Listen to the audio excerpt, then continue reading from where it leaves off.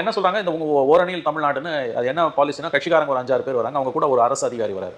அதாவது நுகர்பொருள் வாணிப கழகத்தில் வேலை செய்கிறவர், இல்லை ரெவன்யூ டிபார்ட்மெண்ட் யாராவது ஒருத்தர் அவங்க கூட வராங்க. அவங்க ஒரு வீட்டுக்கு வராங்கன்னா, அங்கே இருக்க பெண்மணிகள்கிட்ட நீங்கள் ₹1000 வாங்குறீங்களா?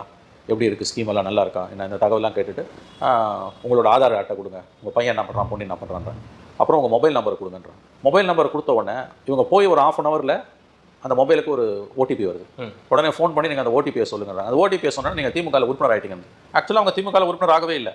இவங்க வந்து அரசு அதிகாரியை அழைச்சிட்டு வந்து கட்சிக்காரங்க அரசோட நலத்திட்ட உதவிகள் உங்களுக்கு ஒழுங்காக வந்து சேருதான்னு கேட்குறாங்க. மக்களுக்கு இந்த அனுபவம் புரியுது. ₹1000 கொடுக்குறாங்கல்ல, அதனால் அதிகாரிகள் அழைச்சிட்டு வந்து கட்சிக்காரங்க கேட்கும்போது அப்பயே சந்தேகம் வருது சில பேருக்கு. அவங்க ஆதார்லாம் கொடுக்க மாட்டேன்றாங்க.